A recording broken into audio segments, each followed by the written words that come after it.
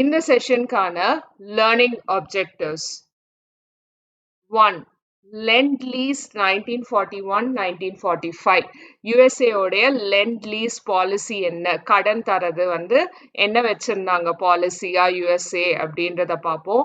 The second one is the invasion of Russia 1941 to 42 Germany எப்படி ரஷ்யாவை invade பண்ண try பண்ணாங்க 1941ல இருந்து 42 வரைக்கும் அப்படின்றத டீடைல்டா படிப்போம். Third one is the Battle of Stalingrad.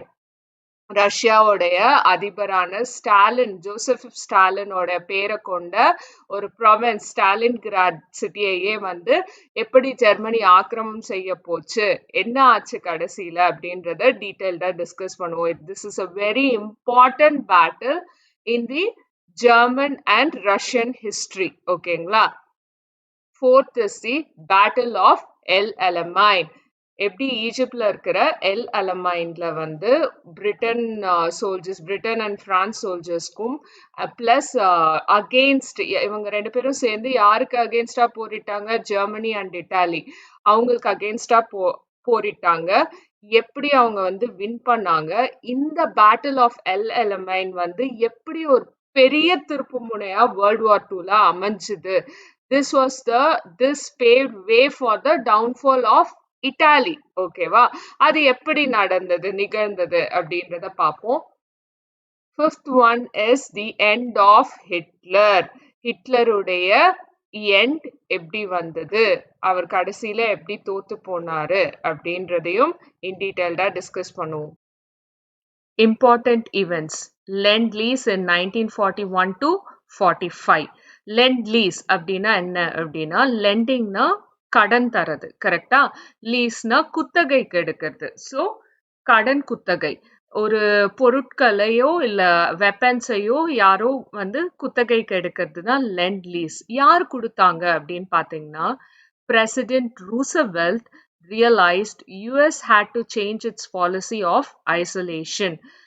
இந்த வேர்ல்ட் வார் 2 நடக்கும்போது பிரசிடென்ட் ரூசவெல்ட் என்ன ரியலைஸ் பண்றாருன்னா யுஎஸ் அதோட பாலிசியை சேஞ்ச் பண்ணணும். அதாவது நாங்க இனிமே எதுலயுமே இன்வால்வ் ஆக மாட்டோம், ஐசோலேட்டடா இருப்போம், எங்களுடைய நாட்டுடைய நலனுக்காக மட்டும்தான் இது பண்ணுவோம், வேர்ல்டு எப்படி போனாலும் பரவாயில்ல அப்படின்ற மாதிரியான ஒரு பாலிசி, எங்க எக்கனாமியை நாங்க வளர்த்துக்கணும்ன்ற ஐசோலேஷன் பாலிசி வச்சிருந்ததை கண்டிப்பா அதை சேஞ்ச் பண்ணணும் அப்படின்னு ரியலைஸ் பண்றாரு. அதுக்கு என்ன பண்றாங்கன்னா ஆனா என்ன நடக்குது தடையா இருக்குன்னு பாத்தீங்கன்னா could not intervene directly in war in Europe. யூரோப்ல நடக்கிற வார போயிட்டு யுஎஸ் டைரக்டா இன்டர்வென் பண்ண முடியாது, உள்ள நுழைய முடியாது. யூரோப்ல நடக்குது, இவங்களை இன்னும் அஃபெக்ட் பண்ணல இல்லையா? அப்படி அதனால இன்டர்வென் பண்ண முடியாம பார்த்துட்டு இருக்காங்க. And also it was not politically feasible, even பொலிட்டிக்கலா கூட உள்ள நுழைய முடியாது. அதனால என்ன பண்றாருன்னா he started a program of Lend-Lease in March 1941. Lend-Lease குத்தகைக்கு தரும் அப்படின்னு ஒரு ப்ரோக்ராம ஸ்டார்ட் பண்றாரு. எப்போ? in March 1941. Arms, food, military equipment and other supplies sent to Britain. என்னெல்லாம் பிரிட்டனுக்கு குத்தகைக்கு தராங்க? US, America. ஆர்ம்ஸ் அதாவது வெப்பன்ஸ் எல்லாமே தராங்க, ஃபுட்டு ப்ரொவைட் பண்றாங்க, நிறைய மிலிட்ரி எக்யூப்மெண்ட், கேர்ஸ் இதெல்லாமே கூட தராங்க, பிளஸ் சில ஹெல்த் சப்ளைஸ், அதர் சப்ளைஸும் கொடுக்குறாங்க. யாருக்கு? பிரிட்டனுக்கு. was sent to Britain disguised as a loan. நாங்க லோனா தரோம் அப்படின்னு சொல்லி அனுப்புறாங்க, which would be returned after use. கடன்னா தரோம், குத்தகைக்கு தரோம், நீங்க யூஸ் பண்ணிட்டு திருப்பி தாங்க அப்படின்ற அளவுக்கு தான் சொல்லி அந்த வெப்பன்ஸ் எல்லாத்தையுமே யுஎஸ் அனுப்பிச்சு வைக்கிறாங்க. இதுல என்னன்னா யுஎஸ் ரொம்ப வெல்தி கண்ட்ரி இல்லையா? ஸோ கண்டிப்பா அவங்க அனுப்புற வெப்பன்ஸ் எல்லாமே பயங்கர இம்ப்ரூவ்டு வெப்பன்ஸா தான் இருக்கும். ஸோ இது பிரிட்டனுக்கு ஒரு பயங்கர ஒரு பக்க பலமா இருந்தது. அப்புறமா this augmented resources of Britain to great extent.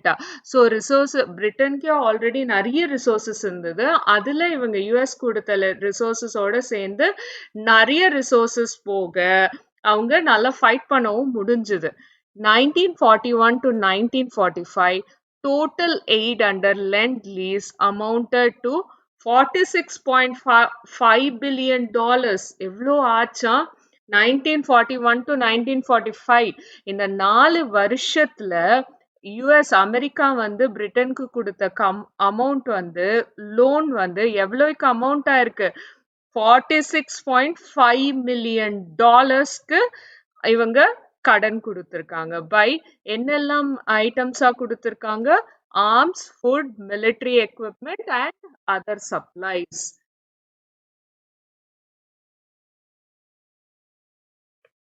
Invasion of Russia from 1941 to 1942. 1 year வந்து ரஷ்யாவை இன்வேட் பண்றதுக்கான எல்லா விடயங்களும் நடந்திருக்கு. அப்ப என்னென்ன நடந்தது அப்படின்னு பாத்தீங்கன்னா, ஃபர்ஸ்ட் ஜெர்மன் டெரிட்டரி இங்க இருக்கு இல்லையா, இதுதான் சோவியத் யூனியன். ஜெர்மன் வந்து நிறைய இந்த இன்வேஷன் ரூட்ஸ் எல்லாமே வந்து இந்த ஆரஞ்சு ஆரோஸ் இருக்கு இல்லையா, இதுதான் அவங்க இன்வேட் பண்ண எடுத்துக்கிட்ட ரூட்ஸ். இந்த லேண்ட் வழியா இப்படிதான் இன்வேட் பண்ண ஆரம்பிச்சாங்க. பாத்தீங்கன்னா ஆல் சைட்ஸ்ல இருந்தும் இன்வேட் பண்ண ஆரம்பிக்குது ஜெர்மன் ஆர்மி. ஃபர்ஸ்ட் என்ன நடக்குதுன்னு பாத்தீங்கன்னா, ஜூன் 1941ல ஜெர்மன் ஆர்மி இன்வேடட் ரஷ்யா. 1941லயே ஜெர்மன் ஆர்மி வந்து ரஷ்யாவை இன்வேட் பண்றாங்க. Long term objectives were to seize prime land for settling Germans.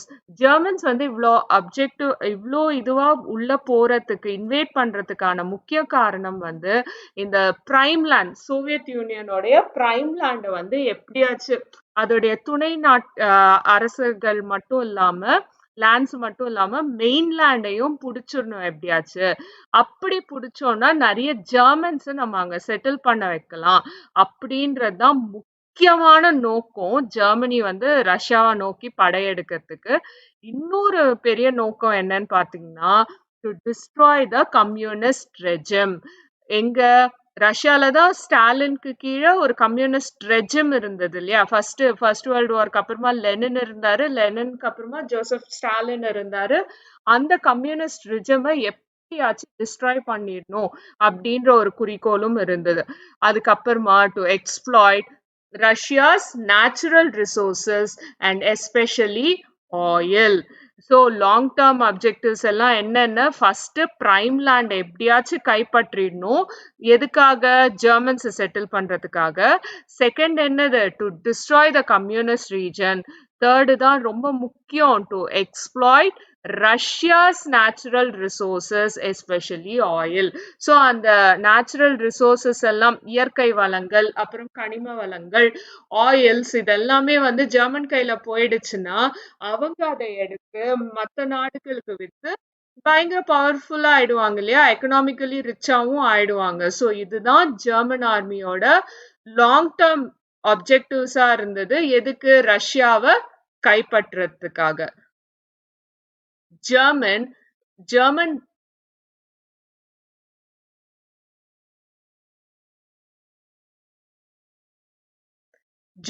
lightning strikes strategy was initially successful. பிரிட்டன்ல பண்ணாங்க இல்லையா லைட்னிங் ஸ்ட்ரைக்ஸ், அந்த லைட்னிங் ஸ்ட்ரைக்ஸ் தான் ஃபுல் வேர்ல்டு வார் 2 ஃபுல்லா German army கைப்பற்றி இருந்ததை நம்ம பார்த்தோம் லாஸ்ட் செஷன்ல. இங்கேயுமே வந்து அந்த லைட்னிங் ஸ்ட்ரைக் ஸ்ட்ராட்டஜி வந்து இனிஷியலா சக்சஸ்ஃபுல்லா தான் இருந்தது. And army penetrated 1000 miles into the Russian territory very soon. அந்த லைட்னிங் ஸ்ட்ரைக்ஸால ஜெர்மன் ஆர்மி, இங்க இருந்த ஜெர்மன் ஆர்மி, ஆரோ தெரியுதா எல்லாருக்கும்? ஓகே, இந்த இருந்த ஜெர்மன் ஆர்மி ஒரு 1000 miles வரைக்கும் சோவியத் யூனியனுக்குள்ள போயிடுறாங்க. அந்த அளவுக்கு ரஷ்யன் டெரிட்டரிக்குள்ள என்டர் ஆறாங்க because of their lightning strike strategy. எப்படி லைட்னிங் ஸ்ட்ரைக் ஸ்ட்ராட்டஜினா என்ன?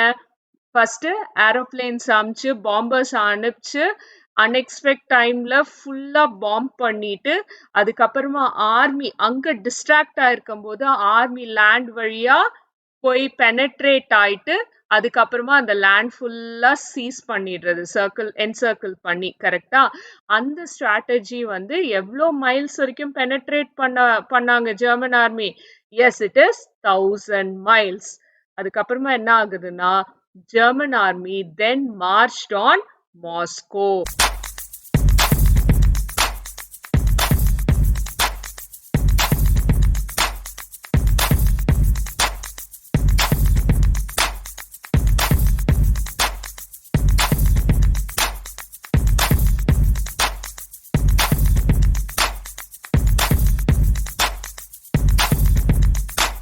தலைநகரமான மாஸ்கோவை நோக்கி போறாங்க.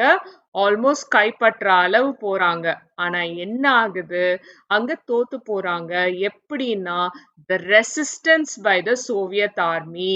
ரஷ்யன் ஆர்மி அங்க பயங்கர சண்டையிடுறாங்க. ரொம்ப ஃபியர்ஸா இருக்காங்க. பயங்கரமா ரெசிஸ்ட் பண்றாங்க. And also fierce Russian winter.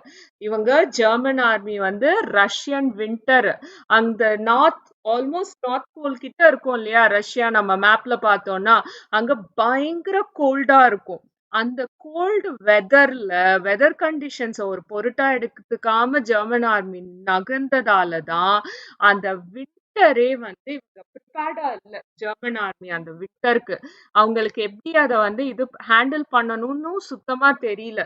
So அந்த வின்டர்ல குளிர்லயே நிறைய சோல்ஜர்ஸ் இறந்து போறாங்க. பிளஸ் சோவியத் ஆர்மியோட ரெசிஸ்டன்ஸாலையும் வந்து இவங்க தோல்வி அடைறாங்க. ஜெர்மன் ஆர்மி ரஷ்யாவை கைப்பற்ற ஒரு நிலைமையில இருந்து ஜெர்மன் ஆர்மி தோத்து போகுது. எப்படி எதனால தோத்து போகுது? மாஸ்கோவை கேப்சர் பண்ணாம? Correct, resistance by the Soviet army and also fierce Russian winter. அந்த விண்டரை இவங்க கணக்கே எடுக்காததால பயங்கர கோல்டு கண்டிஷன்ஸ ஃபேஸ் பண்றதுக்காக இவங்க எக்விப்டாவே இல்ல German army. And that winter also defeated the German army. Battle of Stalingrad, 17 July 1942 to 2nd February 1943.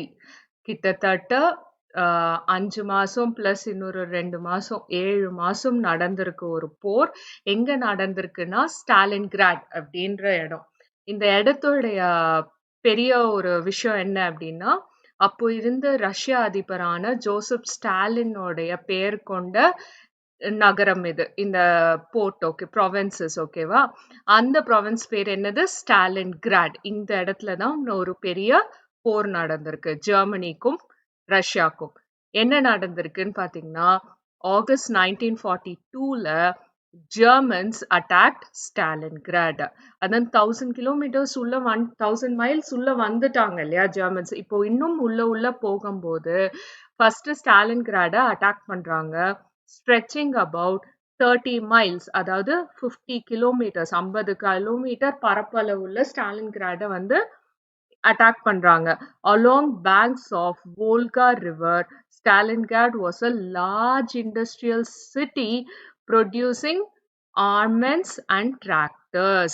Stalingrad என்ன சிட்டின்னு பாத்தீங்கன்னா, it was a large industrial city. நிறைய இண்டஸ்ட்ரீஸ் இருக்கிற ப்ரொடியூஸ் பண்ற சிட்டி ஓகேங்களா. ஸோ அந்த சிட்டியை போய் பிடிச்சிட்டோம் அப்படின்னா ஜெர்மன்ஸ்க்கு வந்து ஒரு மிகப்பெரிய பிளஸ் பாயிண்ட் ஓகேவா. ஏன்னா இண்டஸ்ட்ரீஸ் வாய்ந்த ஒரு சிட்டியை பிடிக்கும் போது அங்க ப்ரொடியூஸ் பண்ற டிராக்டர்ஸ் ஆர்மெண்ட்ஸ் இதெல்லாம் யாருக்கு போகும்? ஜெர்மன்ஸ்க்கு தான் போகும். ஸோ ஸ்டாலின்கிராட எங்க அட்டாக் பண்றாங்க? 30 miles along the banks of Volga river. இங்க பாருங்க, இந்த ஆரோ தெரியுதா?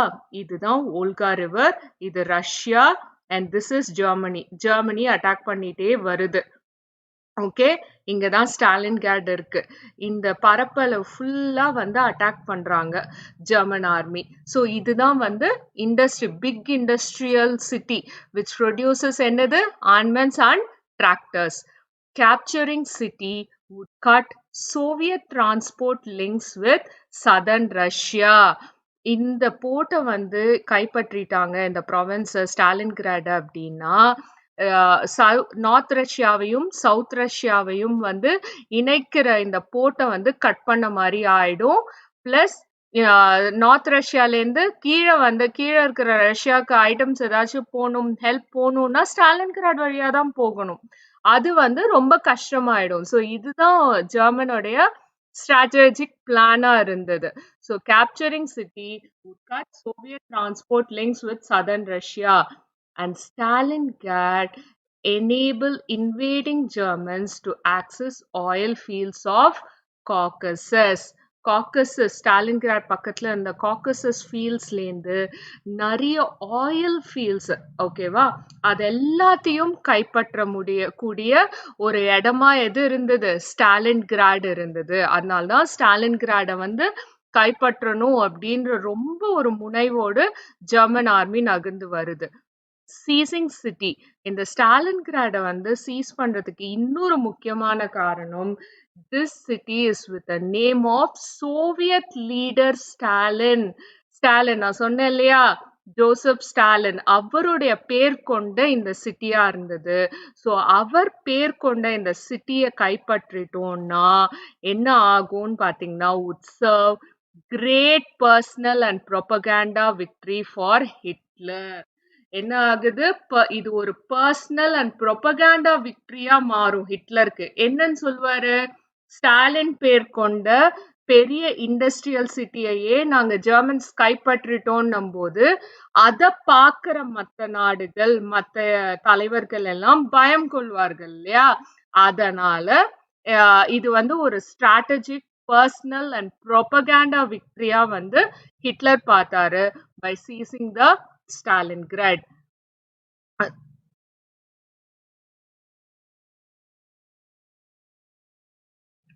அதுக்கப்புறமா என்ன ஆகுதுன்னு பாத்தீங்கன்னா, German war planners hope to achieve end with fall blow or operation blue. fall blow அப்படின்ற ஆபரேஷன் ப்ளூ மூலியமா இந்த ஸ்டாலின்கிராட வந்து இன்வேட் பண்ணிடலாம், நம்ம கீழே கொண்டு வந்துடலாம் அப்படின்னு ஜெர்மன் வார் பிளானர்ஸ் பிளான் பண்ணியிருந்தாங்க. On June 28, 1942, operations began with significant German victories. June 28ல இருந்து 1942 அப்பவே நிறைய ஆபரேஷன் ஸ்டார்ட் பண்றாங்க இந்த பர்பஸோட. அண்ட் அது வந்து ஜெர்மன் விக்டரிஸை இன்ஷூர் பண்ணுது, ஓகேவா, நிறைய ஜெர்மன் விக்டரிஸை கொடுக்குது. Russians suffered bad working and living conditions and ill treatment at German hands in occupied areas. Russians என்ன பண்றாங்க? They suffered very bad and working and living conditions and ill treatment. ரொம்ப கேவலமா treat பண்ற கூடிய ஒரு படுமோசமான நிலைமையையும் they suffered at the hands of Germans in these occupy பண்ணப்பட்ட ஏரியாஸ்ல நிலைமை ரொம்ப மோசமா இருந்தது. ரொம்ப கீழ்த்தனமாக ட்ரீட் பண்ணப்பட்டார்கள் ரஷ்யர்கள். யாரால? by Germans. About 15 million civilian deaths and 10 million members of the armed forces were killed in the war. இது வந்து ஸ்டாலின்கிராட்ன்றது வந்து ரஷ்யாவுக்கும் மிக இம்பார்ட்டன்டான ஒரு சிட்டியா இருந்ததால அவங்களும் பயங்கரமா ஃபைட் பேக் பண்றாங்க. அந்த போரால, அதனால என்ன ஆகுது? அந்த போரால about 15 million சிவிலியன் டெத்ஸ் நடக்குது. சராசரி, அதாவது சோல்ஜர்ஸ் இல்லாம நார்மல் பீப்புளே 15 மில்லியன் பீப்புள் கொல்லப்படுறாங்க, இறக்குறாங்க. and 10 million members of the armed forces were killed. soldiers எவ்வளோ பேரு? 10 million armed forces were killed in the war. Over 1/10 of Russia's population died. In the warல 1/10 of Russia's population இறந்திருக்காங்க. ஆனாலும் yet people remained loyal to government. Russian people இவ்ளோ நடந்தாலும் எவ்ளோ கொடுமைகளை அனுபவிச்சாலும் they were very loyal to the government. Joseph ஸ்டாலினோட கவர்மெண்ட்டுக்கு ரொம்ப விசுவாசிகளா இருந்தாங்க. despite Hitler's hopes of an anti-Stalin revolution. Hitler என்ன எதிர்பார்த்தாரு? இவ்ளோ சஃபர் பண்றோம், இதுக்கெல்லாம் வந்து காரணம் ஸ்டாலின் தான் அப்படின்னு மக்கள் நினைப்பாங்க. ஸ்டாலினுக்கு எதிரா புரட்சி செய்வாங்க, ஆன்டி ஸ்டாலின் ரெவல்யூஷன் வந்து உண்டாகும், அதை நம்ம வந்து அட்வான்டேஜா எடுத்துப்போம்னு நினைச்ச ஹிட்லரோடைய ஹோப்ல வந்து மண்ணள்ளி போடுற மாதிரி, அதை வந்து பொருட்டே படுத்தாத மாதிரி மக்கள் என்ன பண்றாங்க? they are very loyal to the government. யாருடைய கவர்மெண்ட்? ஜோசப் ஸ்டாலினுடைய கம்யூனிஸ்ட் கவர்மெண்ட்டுக்கு. Russians successfully defended the city of Stalingrad. மக்களுடைய ஒத்துழைப்பும் அவங்களுடைய பவரும் சேர்ந்து Russians successfully defended the city of Stalingrad. Stalingrad successfully காப்பாத்திடுறாங்க ஜெர்மன்ஸ்.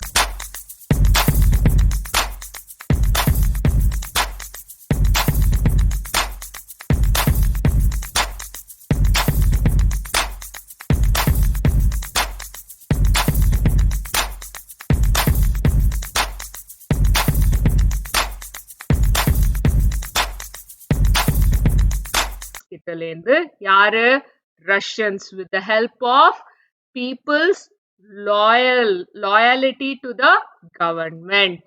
So என்னெல்லாம் நினைச்சாங்க ஜெர்மன்ஸ் இங்க பாருங்க செகண்ட் பாயிண்ட்ல capturing city would cut Soviet transport links with southern Russia and Stalingrad enable invading Japan to access oil fields of Caucasus.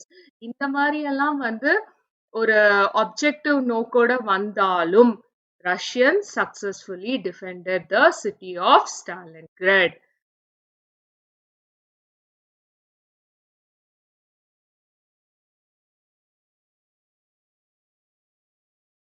Battle of El Alamein 1942 and also the surrender of Italy in 1943. First Battle of El Alamein in 1942 பார்த்துருவோம். Early years, German forces under General Rommel were successful in occupying North Africa rapidly, leaving British with only Egypt. German forces under the General Rommel அவங்க என்ன பண்றாங்க north ஆப்பிரிக்காவை ரொம்ப ரேப்பிடா வந்து invade பண்ணி occupy பண்ணிட்டே போறாங்க. இந்த சைட்ல இருந்து பிரிட்டன் தான் வந்து போரிட்டு இருக்கு யாரோட ஜெர்மன்ஸோட.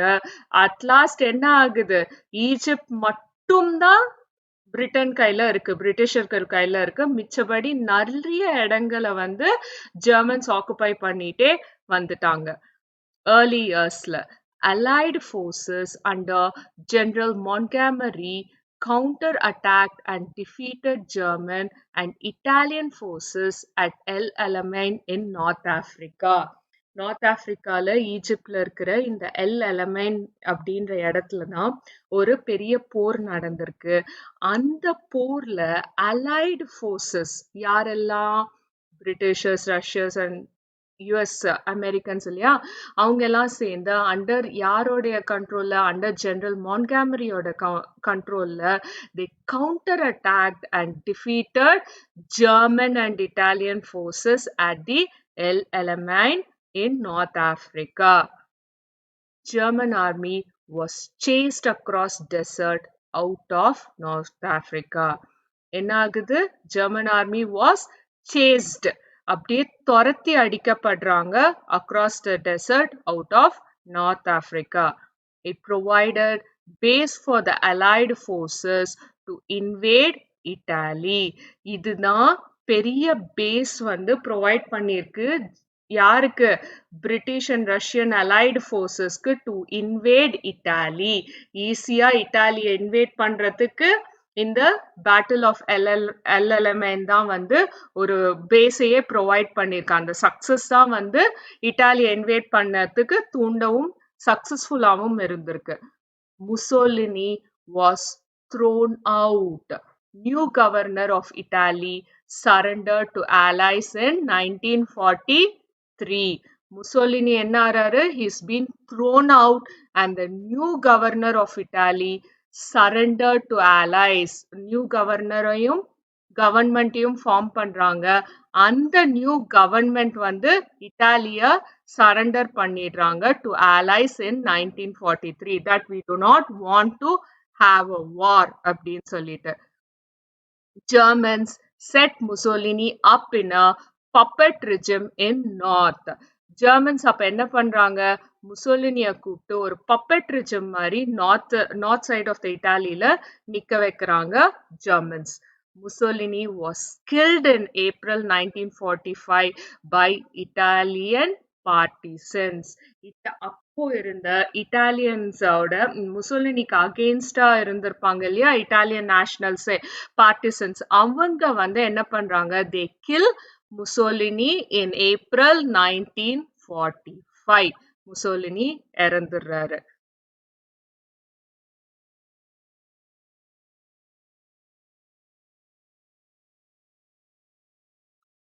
End of Hitler.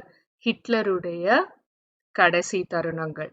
Allied forces under General Eisenhower invaded Normandy in France.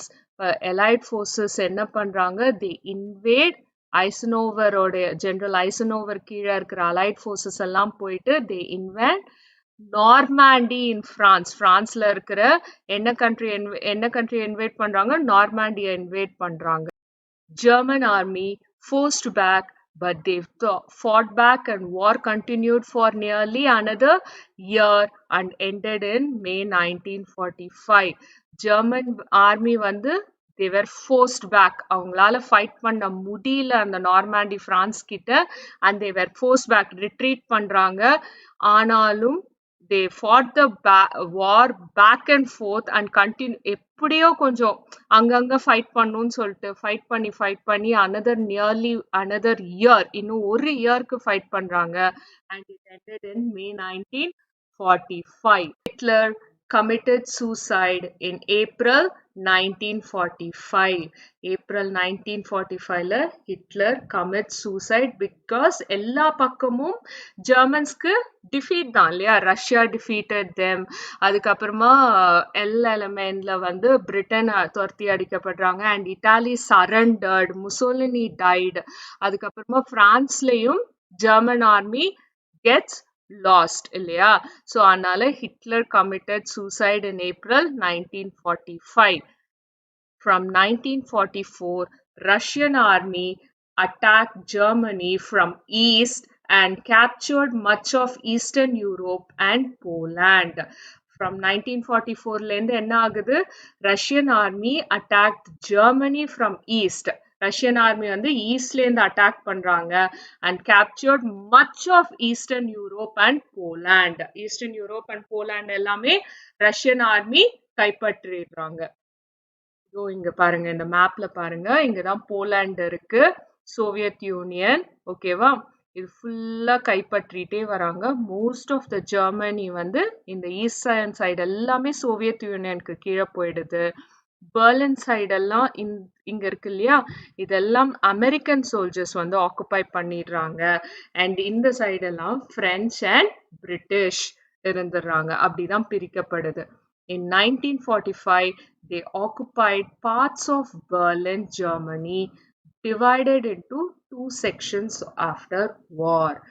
அப்புறம் 1945ல they occupied parts of Berlin. ஓகேவா? பெர்லின்ல இருக்கிற பார்ட்ஸ் எல்லாமே ஆக்குபை பண்றாங்க. யாரு? Soviet Union. அதுக்கப்புறமா Germany divided into two sections after war. World war 2க்கு அப்புறமா they divided into two sections. Recap. என்னெல்லாம் படிச்சோம் நம்ம இப்போ? லெண்ட்-லீஸ் படிச்சோம். எப்படி யுஎஸ் வந்து பிரிட்டனுக்கு வந்து குத்தகைக்கு நிறைய பொருட்களை கொடுத்தாங்க, வெப்பன்ஸ், ஆர்ம்ஸ் எல்லாமே கொடுத்தாங்க அப்படின்றத பார்த்தோம். Next the invasion of Russia from 1941 to 42 பார்த்தோம். அதுக்கப்புறமா பேட்டில் ஆஃப் ஸ்டாலின்கிராட், முக்கியமான பேட்டில். அது எப்படி வந்து ஜெர்மனி கடைசியில தோத்துது அப்படின்றதையும் பார்த்தோம். அதுக்கப்புறமா பேட்டில் ஆஃப் எல் அலமைன், எப்படி வந்து பிரிட்டன் ஃபோர்ஸஸ் வந்து ஜெர்மனியையும் இட்டாலியையும் துரத்தி அடிச்சாங்க. அண்ட் அந்த பேட்டிலுக்கு அப்புறமா தான் இட்டாலி ஃபுல்லா சரண்டர் ஆகுது அலைட் ஃபோர்ஸஸ் கிட்ட. அதுக்கப்புறமா எண்ட் ஆஃப் ஹிட்லர். ஹிட்லர் எப்படி அவர் எப்படி சூசைட் பண்ணிக்கிட்டார் after all lot of defeats from Russian side, Britain side, எல்லா சைட்லேருந்தும் அப்படின்ட்டு. அண்ட் ஆல்சோ அதுக்கப்புறமா அவருடைய எண்டுக்கு அப்புறமா ஜெர்மன் எப்படி ரெண்டாக பிளவுபட்டது, ரஷ்யா எப்படி eastern part of the Germany ஃபுல்லா வந்து எடுத்துக்கிட்டாங்க அப்படின்றத படிச்சோம். எல்லாருக்கும் புரிஞ்சுதா? ஓகே, நெக்ஸ்ட் செஷன்ல மீட் பண்ணுவோம்.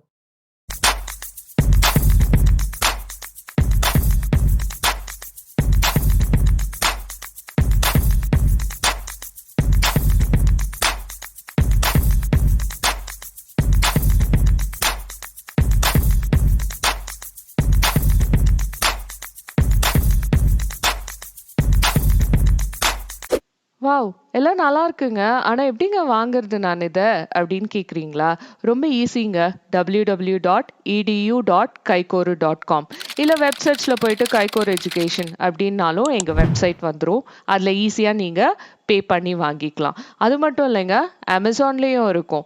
அமேசான் லிங்க் நாங்க வந்து இந்த வீடியோ டிஸ்கிரிப்ஷன்ல போடுறோம்.